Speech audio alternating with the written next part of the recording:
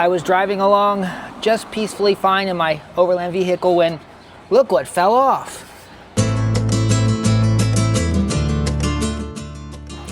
Well, here it is, a lovely Sunday afternoon with me sitting under my truck. Don't worry, I have the front tires all chalked up nicely, and I've got the jack stands here. Doesn't help that I'm sitting on a bit of an angle, but you know, I like to live on the wild side. By the way, I'm a doctor, don't do this at home. You know, anytime something breaks on this thing, I'm like, awesome, I get to upgrade, cool. So I'm like, I'm gonna get myself a nice new muffler setup, what they call a behind the catalytic or back cat muffler setup. And give it a little more power, and I don't wanna make it louder. I definitely don't wanna make it louder, but give it more power, give it a little more efficiency. And so I'm like, cool, I'll order it. And of course, it turns out it won't be available till August. So it's coming, but just really slowly. So the problem was it had essentially broken right here. The clamp that clamps this part to this part right here had rusted apart. So I decided I would just temporarily put it back together for now.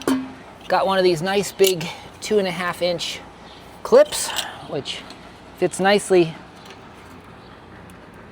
over here. At least, yeah, 2.5 inch. And I will basically put this back together and rehang it up here. Interestingly, as you can see, these hangers are not exactly in the best shape. So I've ordered new hangers as well from Z1 Automotive. That's where I actually got my muffler coming from. And but since they're not here either, I'm going to wait and just hang them back in here. And of course, I'm going to use some zip ties to make sure they're extra strong. I also noticed that in trying to take this thing off, these bolts, surprisingly enough, are rusted to hell and also pretty much stripped. So in spite of using a bunch of lube, penetrating lube, and my breaker bar, there's just no way I'm going to get these off with normal hex wrench set. So what I've done is I've ordered some bolt remover heads, which I've been wanting anyways. So as soon as those come in, I'll give a try on those and show you how I'm using those to remove these old bolts. But for now, it's more about just getting the car back in shape and running again. Oh, I also did do a lot of repainting.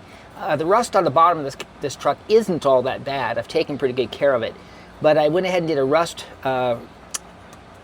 replacer. It converts rust into a paintable surface. And sometime in the next couple weeks, once it's dried, I'll go ahead and repaint actually under here with some good Rust-Oleum black paint and see if we can keep this thing running for the indefinite future. It'd be a shame for me to get this whole Overland vehicle done only to have it fall apart, you know, before I even get to go anywhere with it. But, you know, it's all right. I love a project. So here we go. Let's see if this works.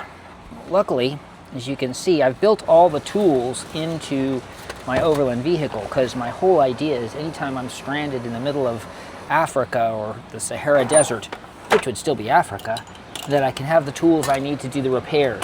So one of my rules of thumb is if I don't have it in the truck, then I'm not using it, or I'm going to buy something and put it in the truck. So these bolt pullers will probably have to go in the truck once I actually get them. I'm not sure. I'm going to first put it on this part of the tailpipe here. Now the problem is, actually I need to put it together because they need to be tightened together. Although, let's see if I can snug this up a little bit.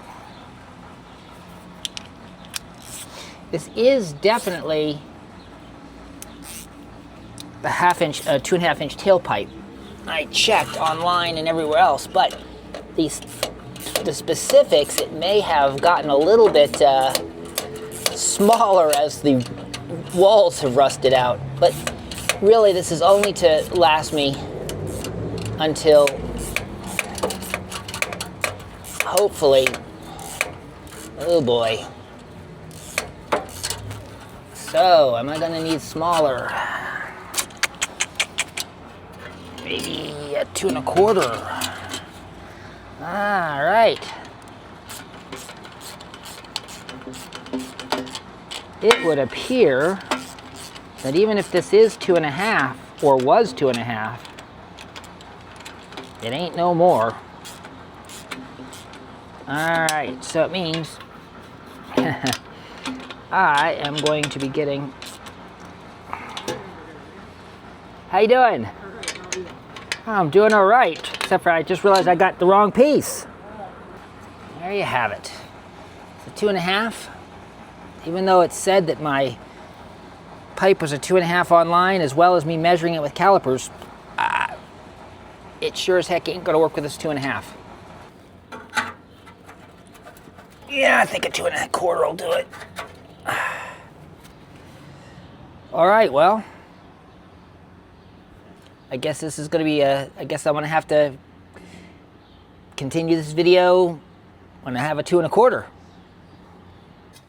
All right, well, to be on the safe side, I bought this time a 2.25 inch clip instead of a 2.5 inch, which I think is going to be the right size. I bought a 2 inch just in case, because I figure I can send it back if I need to. And then I bought a 2.25 to a 2 inch like adjustable in case none of this works out. So I figure I'm all set here to make this work. So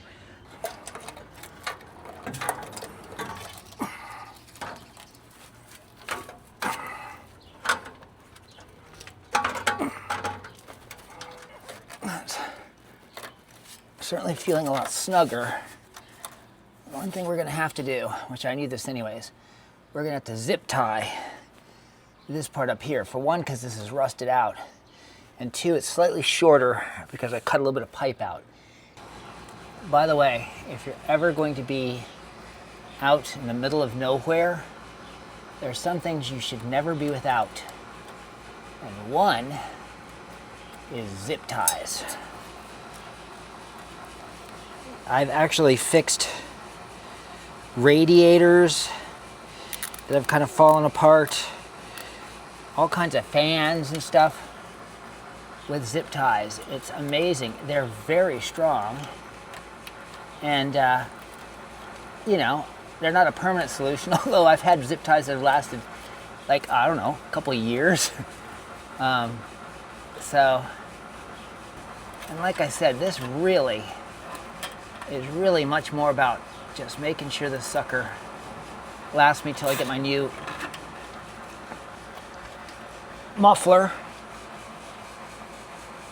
in place with the new hangers.